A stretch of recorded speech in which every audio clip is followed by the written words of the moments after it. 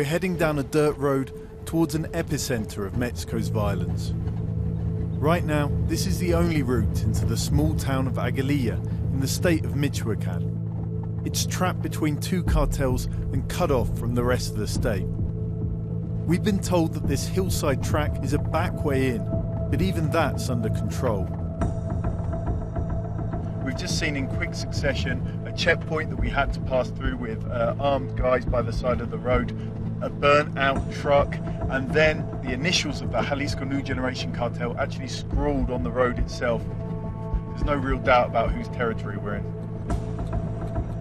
We'd asked our Jalisco cartel commander for permission to travel this way. Otherwise, we'd never have risked it. On the way, we passed soldiers for the cartel. They say they're the special forces. This isn't a desperate rabble, it's a private army, and it's advancing. Eventually, we arrive at their local centre of operations and ask for an interview. They agree to talk at what they say is a clandestine airstrip 10 minutes away. You gave this interview because you wanted to make a point. What is that point? El cartel Jalisco somos, entre comillas, los que somos malos, los que somos terroristas, los que extorsionamos, los que robamos. Y no es así. ¿Por qué? Porque nosotros no tenemos necesidad de robar. Nosotros somos narcotraficantes. But the reality is that the four letters, as they're called here, are brutal, ruthless. They've killed police and disappeared civilians across the country. And now they're invading Michoacan. We're here to ask what that means for an already traumatized population and who is going to stop them. We're heading into a war zone.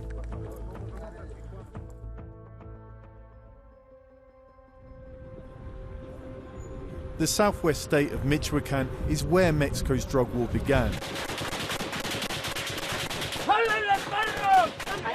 When ex-President Felipe Calderón sent the army in to stop the cartels almost 15 years ago. But it didn't work. The conflict only grew as rival criminal groups and vigilantes fought for the state, extorting and terrorizing the population. But now those former enemies have come together under the banner of united cartels to fight another, more powerful force invading from the state next door, the Jalisco New Generation cartel. Its leader, Nemesio Ceguera, alias El Mencho, is from the Aguililla municipality himself. He wants his hometown and state badly. Ánimo, bandera, ánimo, ánimo. And on the clandestine airstrip, his men are on a publicity drive to justify their invasion. El propósito y la indicación que nos dio el jefe es de que protejamos a la ciudadanía de su pueblo, porque él es de aquí. En sí él quiere su pueblo, ¿qué es lo que quiere? Que se acabe las cuotas y todo eso en su pueblo. Over more than a decade in Michoacan now, different groups have said the same thing. La Familia, the Knights Templar organization, no, we're not going to get involved with the population, we're just doing our thing, we're just trafficking drugs. And in the end, all of them have done extortion, the things that they said they wouldn't do. Why should people believe that you and your cartel are different? Pues, haz de cuenta que no queremos que lo crean. Porque haz de cuenta que no necesitan creerlo, los hechos están. When the interview was over, I left feeling he hadn't revealed the cartel's true motives. Michoacan's got a lot to offer besides drugs. A lucrative mining business, the world's leading avocado industry. That must be drawing them here too. This state's a real prize. We were on the final stretch for Aguililla, the town at the centre of this conflict. Surrounded by natural riches, coveted by the cartels.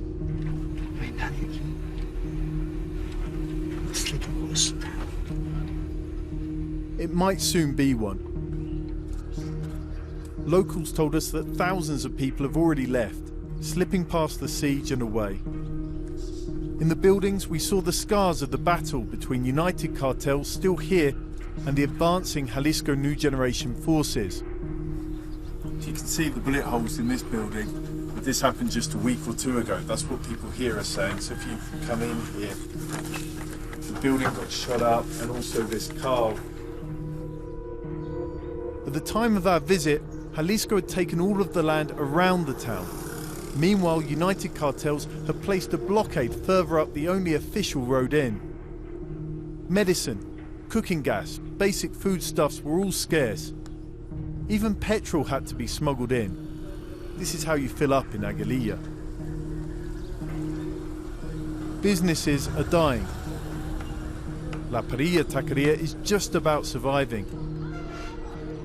It's where we met teacher Fernando Padilla, who became famous locally when he confronted the state governor Silvano Aureoles. Aureoles was on his first visit to Aguililla in years via helicopter just as election season kicked off. Yo vine y protesté pacíficamente, le mandé los mensajes, gobernador venga por tierra para que vea la realidad en que vivimos nosotros. Then the governor did this.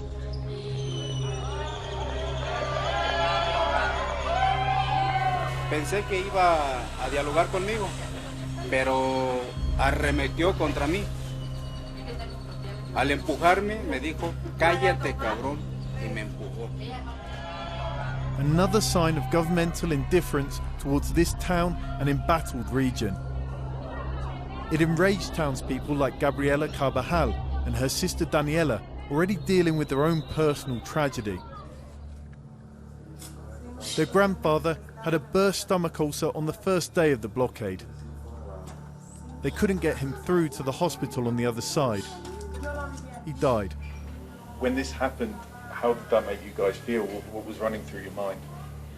Pues mucha impotencia. Impotencia porque no pudimos hacer nada. Era algo que estaba fuera de nuestras manos y era algo injusto. Entonces, pues eso provoca demasiado coraje. What's it been like living like this for the last couple of years? Pues es feo. Es feo porque antes era un pueblo muy tranquilo, muy libre.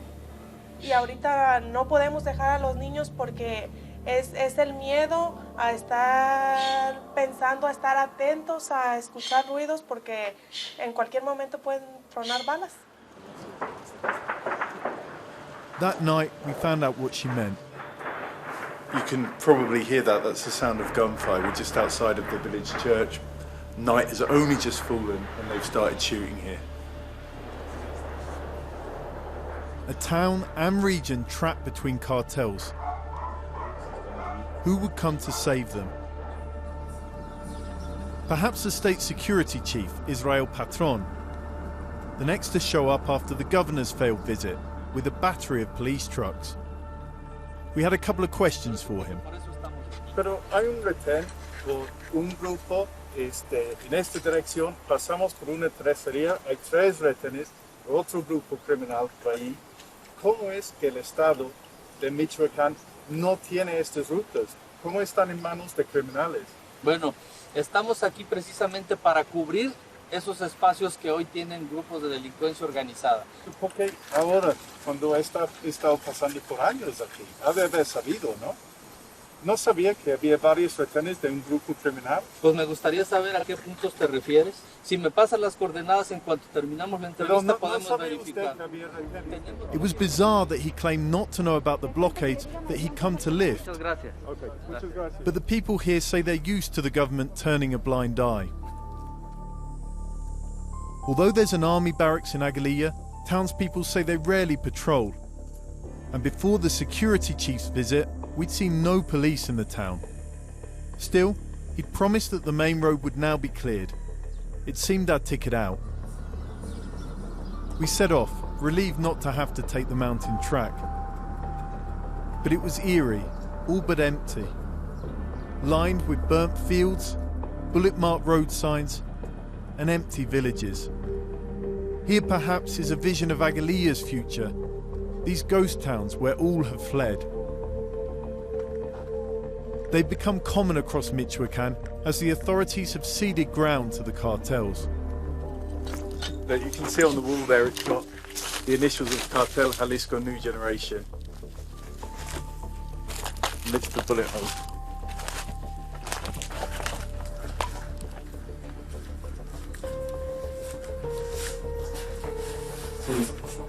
When we broke the glass on the floor, there's also full of poison sores.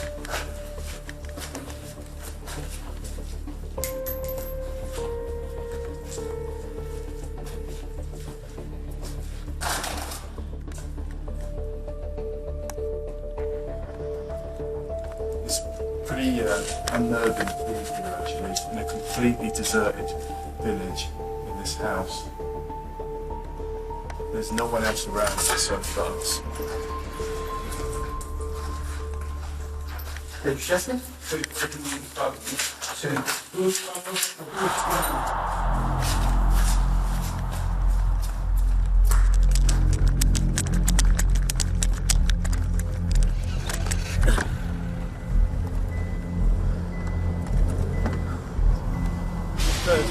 heard gunshots really close to where we were there in the Levincito.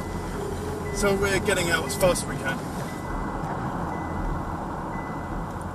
But what we'd seen in the village stayed with us. We knew there were thousands of people who'd fled the violence, not just here but across the state. Where had they gone? What were they doing now? We set off for a nearby community, Los Halcones, to meet one of Michoacan's displaced. On a hot, languid afternoon, we waited for Candelario Serrano.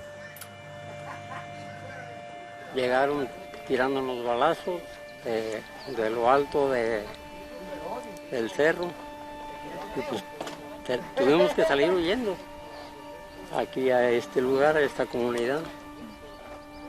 Candelario fled his village, Los Cuches, a couple of months before.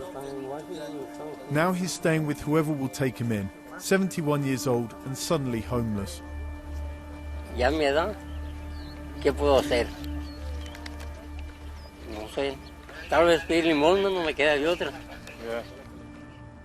Every week he goes back to check on his land. This time we went too, escorted by a self-defense group from Tepalcatepec, a nearby town. It was the only safe way to travel there. In the village, Candelario showed us where he'd lived since he was 4, and before the violence, laid his dad to rest. Él quiso que aquí lo enterrara y ahí lo tengo. ¿Cómo se sintió para usted tener que abandonar la casa donde tiene entrado su papá? Pues triste, humillado. No hay palabras para explicarles. A veces ni siquiera venir a traer una veladora. Ni modo, así es la vida y tenemos que aceptarla.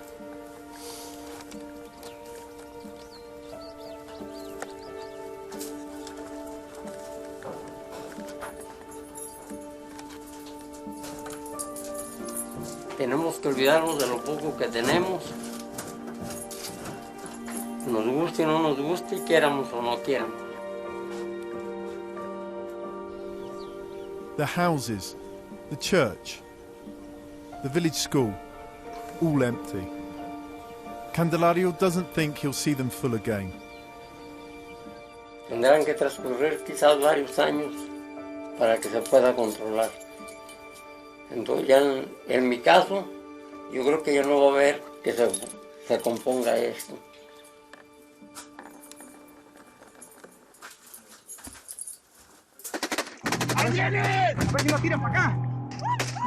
But some towns haven't died out. Instead, they fought back. In 2013, self-defense forces began springing up across the state. Ragtag groups of townspeople taking up arms against the cartels. This was Tepalcatepec, one of the original groups back then. And this is them now. 8 years later, this is a professionalized force on the front lines against the Jalisco New Generation cartel. This lookout bunker has walls a forearm thick. it's a military installation. En minutos, en segundos se llenó de gente aquí. Me pongo yo, tiro, está el siguiente, está por un lado de mí o abajo, nomás para darme el movión y sigue él. Así. ¿Verdad? Turnearnos. Esta zanja se hace para todo el personal que viene. Even the soldiers are full-time now, like Commander L8. He's only 20, one of many young townspeople here. How do you feel about your job personally? This must get lonely, maybe a little bit boring being up here. Yo me siento orgulloso, veo mi pueblo, pienso en mi familia, toda la gente que no se puede defender, nosotros lo defendemos.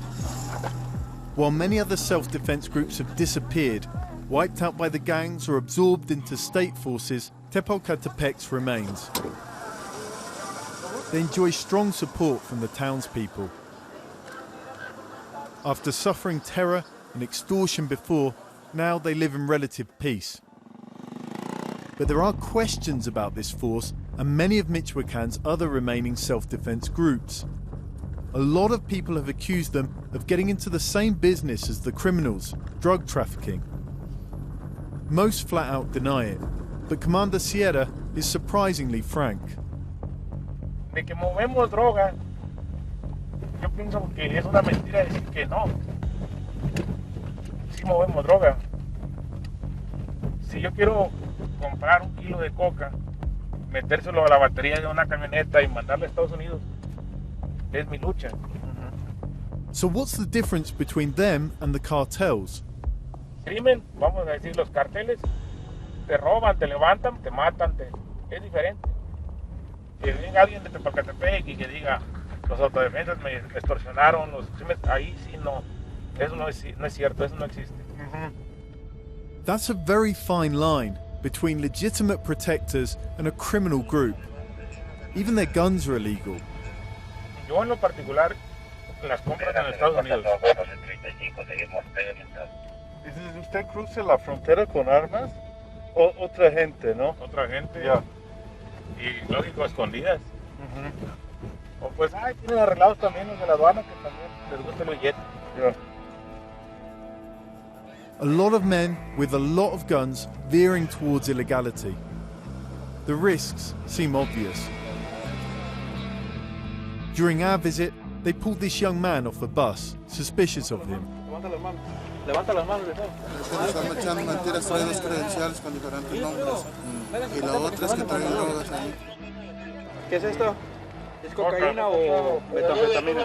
When they find further evidence, they detain him. Pero te van a investigar si eres Jalisco, ¿no? Porque en tus audios de teléfono de WhatsApp se escuchan los radios que le estás comentando a tu comandante que quieres hablar con él. Investigue They told us he'd be sent to a rehab center, but before that, this. Una foto aquí entre nosotros. A souvenir and testament to their authority. To me, it also looks uncomfortably like the photos posted by the cartels themselves.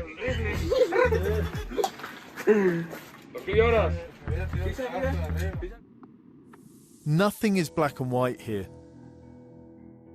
And Tepalcatepec is just one of a multitude of armed groups operating in the state's hinterlands with varying degrees of legitimacy. It begs the question, where are the authorities in all of this? Why aren't they in control? When we saw police in these borderlands with Jalisco State, they seemed nervous, as if trespassing in enemy territory. The National Guard, a militarized force created to stop the violence, hasn't made much of a dent. Successive governments have failed to turn things around. But if there's a moment for change, this is it. Elections are here. And not just any old elections, but the biggest in Mexico's history. In Michoacan, everything's up for grabs, from state governor down. This is Rogelio Portillo. He's running for mayor in Huetamo, promising to stop the violence. ¿Cuál es la solución a esto? Pues yo pienso que la generación de empleo, cuando tengamos empleo, muchas personas no tienen otra opción más que entrar a estos actos Pero si hubiera otra opción como la generación de empleo, la historia sería diferente. Sí. Con permiso, muchas gracias, Miriam. Buenos días, buenos días. Buenos días, buenos días. Out on campaign, people seem on side. Hola, ¿qué tal? Hola, ¿qué tal? Buenos días. Estamos con Morena. Rogelio Portillo, el candidato de Morena. Could this be Huetamos and part of Michoacan's new start? ¿Te podemos regalar una calcomanillita? Sí, gracias. Adiós. But in this state, there's always hidden undercurrents. As Portillo's campaign was just lifting off, this suddenly emerged.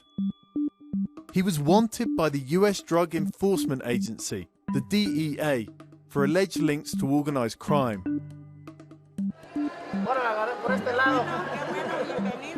This is one of Michoacan's biggest problems. El candidato de toda la vida en Huetamo. Journalists, analysts, and even criminals told us that many politicians themselves are in bed with the narcos. When Portillo stopped for breakfast at his campaign headquarters, I put that to him. There's obviously a reason why we're here, no? You appeared in the list of wanted from the DEA. Why are you in that list? Why are you wanted by the DEA? Exactamente por qué no lo sé. Quiero pensar es por la situación que mi papá vivió una vez. Yo niego categóricamente que sea un delincuente. Throughout our interview, he admitted to nothing personally, but did say there's endemic corruption here. Hay muchos funcionarios públicos, y lo voy a decir específicamente de Michoacán, que han saqueado el Estado y están ligados directamente a otros grupos criminales, y hay pruebas y el pueblo lo sabe, y de eso nadie habla. There are obvious benefits for politicians going into business with the narcos. Money, power, but it's not that cut and dried. Memo Valencia knows that better than most. In 2013, he was accused of colluding with a cartel when he was mayor of Tepocatepec itself. But he says in Michoacan's hinterlands, politicians often have no choice. Imagínate que la vida de una autoridad municipal, que está entre la espada y la pared, que tiene por un lado la presencia de grupos del crimen organizado tan peligrosos y por otro lado la indiferencia de las autoridades. O sea, un presidente municipal está solo, está realmente abandonado a su suerte.